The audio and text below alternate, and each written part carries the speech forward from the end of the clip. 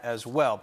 Time now for Thrilling Drives presented by Nissan. We're going to take a look at some of the freshmen who can make some noise this tournament. And let's start with JuJu Watkins. #1 recruit in the country has not disappointed. I mean, she has lived up to the hype and then some.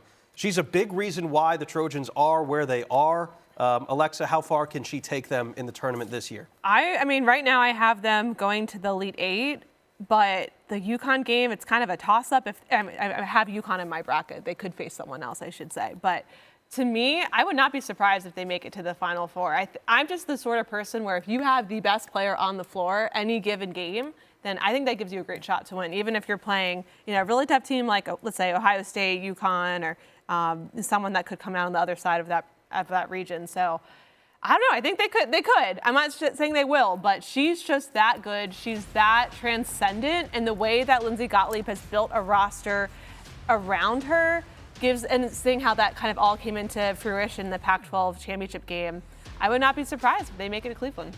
Yeah. The game of women's college basketball is in a great place when you see all of the freshmen that are leading #1 teams in the country. JuJu Watkins, of course, is one of them. Hannah Hidalgo is another one out of the ACC Autumn, and she is third in the nation, averaging 23.3 points per game. We mentioned the injury concerns for Notre Dame, but what makes her so dangerous and so exciting to watch? I agree with Neil Ivey when she says she's a dog. Hannah Hidalgo is different. When you look at her, she is built different. She is a natural competitor. You can see it in her eyes. You can see it in her energy, the way she turns it on. And sometimes she has to turn it off, and she catches it herself.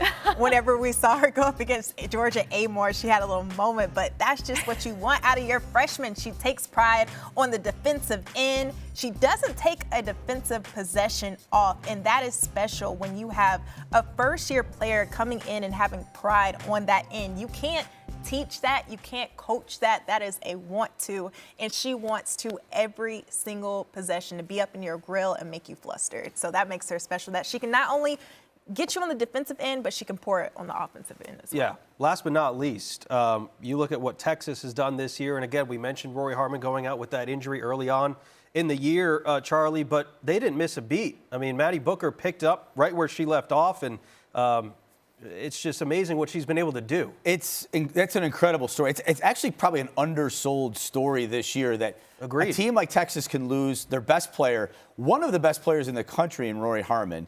They have this great recruit. We knew Madison Booker was highly regarded, but she was going to play forward for this team. And then all of a sudden, Vic Schaefer says, I need you to play point guard. Have you ever done that before? Yeah, Coach, I played that a little bit in high school. And she just took over. It's not like taking over a high school team. She took over one of the best teams in the country, a Big 12 conference team, and they won 30 games as a result. I don't think there's a player in the country, let alone a freshman, that can create and get her own shot, maybe outside of JuJu Watkins, that creates separation in space to get her own shot like Madison Booker does. The career and the parallels between the two of them as they move forward is going to be, it's going to be one of the narratives that become the hot topic in women's college basketball. And I can't wait to see it play out. But I'm going to enjoy what Madison Booker does in this tournament first before we get too far out of ourselves. No question, no question. So those are some of the freshmen that can certainly make some impacts and some waves down the stretch of the NCAA tournament. Everyone knows the Caitlin Clarks, the Georgia Amores, of course, the Camila Cardosos, but let's go around the table and talk about some of the other breakout stars that we may see in the NCAA tournament. Alexa, we'll start with you. Who's one player that you got your eye on that might have a breakout tournament? I'll shock you and go with an Oregon State player. I swear this is a promo for Oregon State. I mean, I don't know, but Raegan Beers was almost having an underrated season, I feel like, for Oregon State this year. I mean, she's averaging a double-double, 17.7 points per game, 10.4 rebounds per game. And you can see the impact she made on the Beavers when she was out with a broken nose, because they definitely struggled on both ends without that presence down low. But if Oregon State goes on that run, it's going to be because Raegan Beers. I mean, they need other pieces to do their parts too, but it's going to be because Raegan Beers is carrying them there.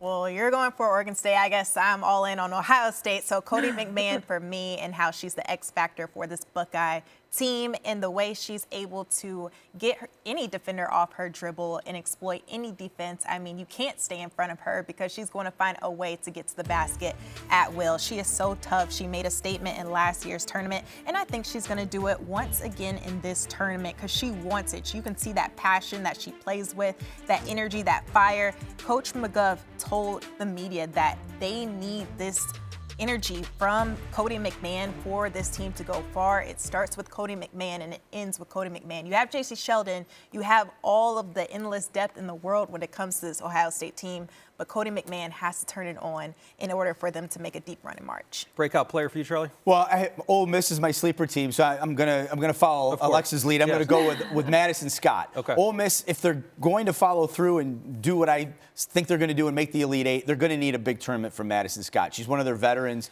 She has this connection with Coach Yo that you don't often see with player and coach. And you see how she plays in transition. It all starts with Ole Miss's defense. So if she can get out and run, she's going to have a big tournament, and she's going to need to fulfill my prediction of the Rebels making the Elite Eight.